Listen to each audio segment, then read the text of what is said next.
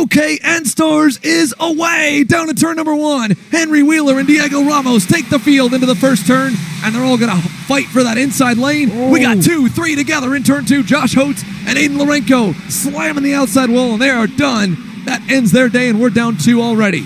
Yeah, down 2 drivers already early in this one. Gaffera lost a lot of spots there on the race start. Going to fall under fire to Theo Corelli here shortly. Massimino, a good start for him nonetheless. That Maranello machine moving here early on. And here comes Shea Aldrich to the inside, as I believe up the road as well. Austin Olds was trying to make some moves. Here's Massimino versus Diego Ramos. He'll take over second there in the long sweeper. Caleb Gaffera as well going to get by on ZCD there in turn number 12. Yeah, you see so early on how much lift Gaffera has there on that rear left tire, but Theo Corelli, man, unfortunate there. That rear bumper is detached there, and that's going to be an early end of Corelli's race as soon as they meatball flag him. As we got one more off. Aiden Fox with a problem coming out of the Alpha Timing hairpin. The number 11 comes to a halt, and the Fox and Son karting team has lost another as Massimino makes a big mistake at the top of the hill. Off the racetrack there. The 34 is out. The 11 is out. So Aiden Fox and Aldrich out of this one early, and a good bit of carnage, I should say, here, Xander, early on. There's a 20-point deficit from first to second, so there's a lot on the line to win the main, but there's only about 5-point increments from second to third to fourth, so this pass means a lot. Diego Ramos getting by on Paulie Massimino back in turn number 13. Showing some promising pace here early on. Adjustment for him as well on the engine, and looking to gain some more speed to Ramos, but Terlecki takes advantage in turn number 13. Terlecki up to the top 3. Ramos and Terlecki both have a chance if they can keep the wheels on the racetrack, which Terlecki was on the ragged edge there at the end of the S's. They have a shot to maybe get up to Henry Wheeler before it's all said and done. Ramos went a little wide there on the exit of 11, and Terlecki going to close down that gap that little bit more. Is he going to go here in 13 on the inside for Nicholas Terlecki, side by side in between Ramos, who slows way down there on the outside. He got stuck in the marbles. Terlecki's up to second. Ramos falls back to third, and now you have to start thinking about Paulie Massimino because that gap looked a little bit closer. You see Massimino and Ramos continue to adjust his engine. These 3 drivers that lead the championship fight, all about to battle it out, and if it weren't for Henry Wheeler, it would also be for the race win, but Henry is doing a fantastic job pulling away and hitting his marks out front. And I guarantee you they're going to fight this out like if it was a race win because this could be what defines the championship.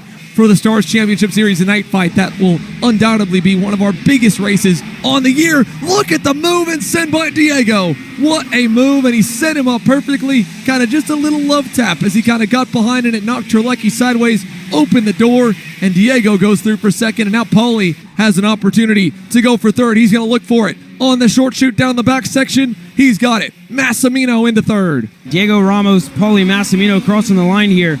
They're absolutely glued together here. Massimino going to probably try and go on Diego Ramos here in a couple of corners time, so we'll see when and what corner it is for Paulie Massimino. Ramos going to start defending, and rightfully so when you think about the championship. Terlecki, though, going to have another shot to try and get himself back on the podium. Yeah, now it is all going to come unglued because forget about the pace. They're going to maybe defend a little bit. They're going to throw some more aggressive maneuvers. They know that with every point mattering, with how good they all are, that everything is going to come down to how they finish in this race right here on the overall season. But there you can see Terlecki say, don't worry about that, Paulie. Go to Ramos. And I don't know how much Paulie's going to trust him, but he did open back up for the corner. Sadly, that one mistake for him at the end of the S's has given Diego a huge lead, and I think he's going to be safe in second, as Henry Wheeler is now over 3 seconds out in front here with 1 lap to go. Massimino there and Terlecki were side by side, and there goes Terlecki over under on Paulie Massimino. Terlecki gets the move done in turn number 2. He puts himself back on the podium here. Now, can he hold on to it into turn 4? He's going to block the low side. This is going to minimize the damage to Diego Ramos. This would separate these 2 drivers by just 7 points in North Carolina on the entry to the weekend. Massimino's not giving up, though. An over-under move, not quite there. Into the S's. Does Terlecki leave the door open? He'll close it up and over the hill. Massimino with a run. He's going to, unfortunately, get closed off and have nowhere to run with it. As they go through the sweeper, though, they're going to keep fighting back here for third. And Henry Wheeler, after the heartbreak this place caused him 1 year ago, he's going to dominate the main event. Henry Wheeler wins Clash at the Club and Pro OKN Stars. Ramos second. Here comes Massimino with a run to the line. It will not be enough. Diego Ramos ends up P2. Nick Terlecki survives the main with a podium in third.